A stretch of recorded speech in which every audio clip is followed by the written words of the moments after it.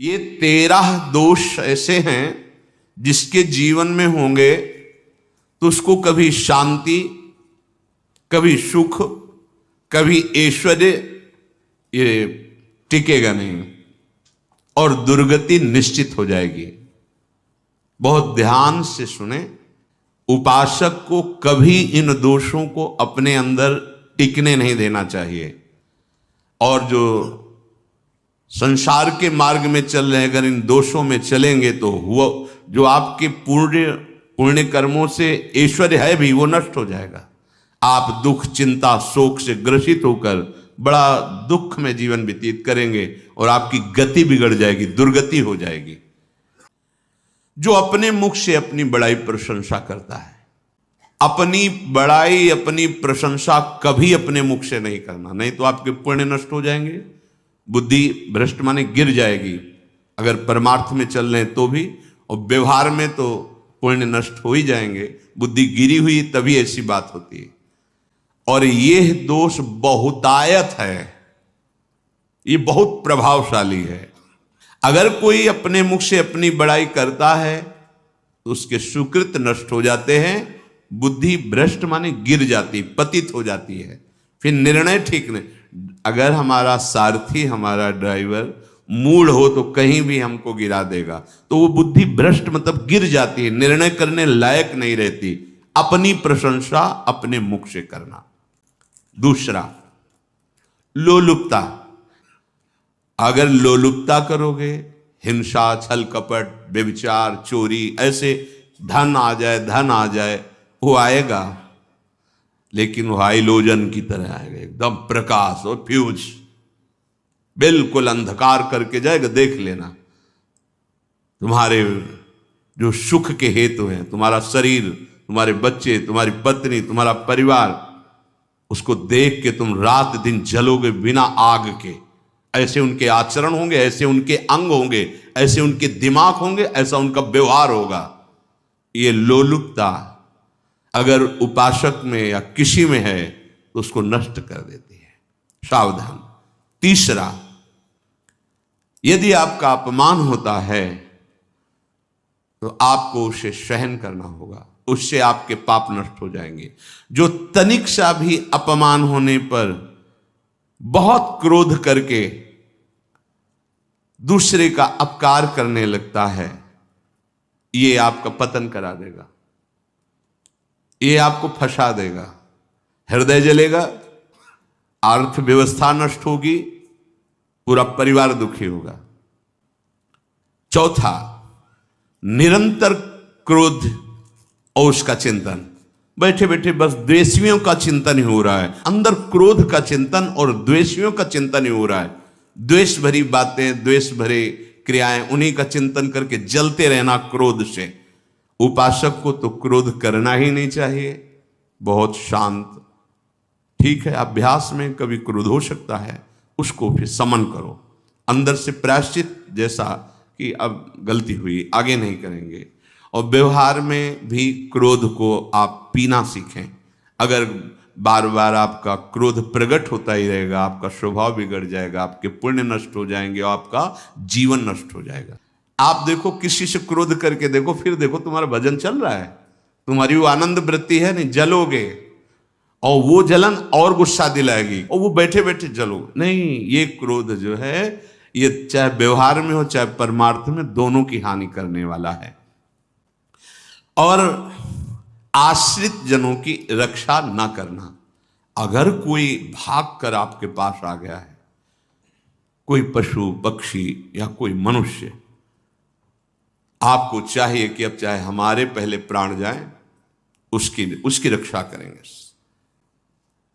CV जैसे तो कोई बिरले ही होते हैं, पर इतना जरूर ध्यान रहे, जैसे कोई पशु पक्षी किसी भय से आपके सीमा के अंतर्गत आ गया है, अब उसकी रक्षा करनी है आपको। अगर आप स्वयं मार देते हैं या मरवा देते हैं, ये आपके सुकृत नष्ट कर देगा, या आपकी दुर्गति का कारण बन जाएगा।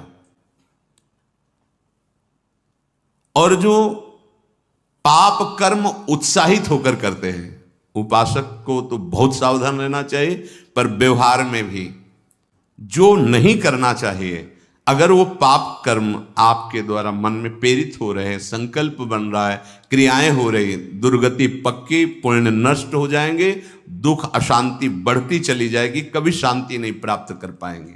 ऐसा नहीं कि जो मन में आवे सो करे। पापाचरण निडर और उत्साहित होकर करना, अगर ऐसे लक्षण है निश्चित दुर्गति होती है। ये 6, अपनी बहुत बड़ाई करने वाला अपने मुख से, लोलुपता, तनिक से अपमान में सहन ना करने वाला, निरंतर क्रोधी और आश्रित जनों की रक्षा न करने वाला, और निडर हर्षित होकर पाप कर्म करने वाला। दूसरे श्लोक में 7 है, 6 7 हो। 1, संभोग का ही चिंतन करना, संभोग में ही मन लगाना, संभोग दूसरी स्त्रियों के साथ करने की भावना रखना। संभोग पहला है, संभोग। रात दिन बैठे बैठे बस यही चिंतन करना, गंदी बातों का, गंदी बातें देखना, गंदी बातें सुनना, गंदी बातों का चिंतन करना। फिर अन्य माताओं बहनों के प्रति काम दृष्टि से देखना, कोई आ जा रही है तो दृष्टि से काम भाव से देखना, भोग बुद्धि से देखना, निश्चित पुण्यनाश दुर्गति। बड़े बड़े उदाहरण इतिहास में हैं जिन्होंने ऐसा दृश्य नेत्रों से देखने की चेष्टा की, मन में संकल्प किया भोगने का, नष्ट हो गए, चाहे वो कितने बड़े प्रतापी हो। ये दुर्योधन कोई साधारण थोड़ी है, भगवान व्यासदेव जी के द्वारा ही तो लो, भगवान व्यासदेव जी ही इसकी उत्पत्ति का कारण है। आप देखो इतने महान पुलस्त जी ही उत्पत्ति का कारण है रावण की। बस यही ऐसे दोष हैं जिनके कारण जीव नष्ट हो जाता है। इसके चिंतन से बचो, घातक है, बहुत बड़ा जहर है। अगर विषय चिंतन होने लगा तो मरोगे, जिंदा जलोगे, दुर्गति भी होगी। ये अंदर की जो आग है ना, कामाग्नि, ये इतनी बढ़ती चली जाएगी, तुम्हारे होश खराब हो जाएंगे कि मुझे क्या करना चाहिए, क्या नहीं करना चाहिए। कोवा मदांधो मदना तुरोवा, अंधा हो जाएगा, नहीं दिखाई देगा अनुजा तनुजा क्या है कौन है, कुछ नहीं, भ्रष्ट बुद्धि। संभोग का चिंतन, चिंतन नहीं, चिंतन नहीं। धर्मयुक्त काम आदेश है शास्त्र में। यदि आप प्रवृत्ति मार्ग में हैं तो अपनी पत्नी को जो पाणिग्रहण स्वीकार किया है, वहां भी पवित्र तिथियों का त्याग करते हुए, एकादशी है, रामनवमी है, नव दुर्गा है, जन्माष्टमी है, राधाष्टमी, जो पवित्र तिथियों का त्याग करते हुए और ऐसे जो मर्यादाएं हैं उसके अनुसार, और कहीं पराई स्त्री के साथ संभोग की बात, निश्चित निश्चित दुर्गति पक्की है। ऐसे ही माताओं के लिए है, स्त्री शरीर के लिए है। यदि वो ऐसी गलत चेष्टा, तो पतिवंचक परपति रति करही, रो रो नरक कल्प सत परही। ये भोग चिंतन से बचने की चेष्टा कीजिए तो क्रिया से अपने आप बच जाएंगे। क्रिया के पहले चिंतन होता है, चिंतन से ही क्रिया का आवेश आता है। चिंतन संभालिए, इसी से भगवत प्राप्ति होती है, चिंतन से, और इसी से दुर्गति भी होती है। अनन्यस चिंतयन्तु माम, भगवान चिंतन करें, मेरा करो, कर्तव्य कर्म मेरे को समर्पित करो। अब जब चिंतन संभोग का होगा तो बुद्धि भ्रष्ट हो जाएगी। ये जो राक्षसी प्रवृत्तियां सुनने को मिलती है ना, कि ऐसा हुआ ऐसा हुआ, वो देखा सुना और चिंतन किए, अब इतनी राक्षसी वृत्ति आ गई कि बस अब उनमें और राक्षसों में कोई अंतर नहीं रह गया। दूसरा, विषमता रखने वाला, सबके साथ बर्ताव ऐसा कि मैं बहुत श्रेष्ठ हूं और दूसरे सब नहीं, ऐसा व्यवहार नहीं। सब भगवत स्वरूप हैं, समान व्यवहार। जैसे आपके भोजन है तो जो आप पा रहे हो वही सबको दीजिए, बैठने की व्यवस्था, उठने की व्यवस्था, क्रम बाय क्रम, पर उसको भी नीच भाव से मत देखिए। उस कोटि का उसको प्यार दीजिए, दुलार दीजिए, सम्मान दीजिए। इतनी विषमता न फैलाते रहें अपने जीवन में कि आप सबके निंदा के पात्र बन जाए। जीत विषम संसार कीर्ति जग बिस्तरे, जो विषमता पर विजय प्राप्त कर लेता है वही भगवत प्राप्ति का अधिकारी। ये विषमता बहुत बड़ी हानि है। तीसरी बात, अत्यंत मानी होना, ये बहुत नीच प्रवृत्ति है। अत्यंत मान प्रियता, मुझे सम्मान मिले। उत्तम प्रवृत्ति है सबको मान देना, स्वयं अमानी रहना। चौथा, दान देने की बात कह के मुकर जाना, या दान देकर पश्चाताप करना। दे दिया है, बहुत जल रहे हो, दूसरे से वार्ता कर रहे हो कि पता नहीं क्या यार बुद्धि में हो गया, हमने उसको इतना कहा था उतना दे दिया, क्यों दे दिया, ऐसा ऐसा, मतलब अंदर चिंतन करना, क्यों दे दिया तो दिया। इसके बाद जो आपका ये जलन हो रही, पश्चाताप, सुकृत नष्ट हो रहे हैं।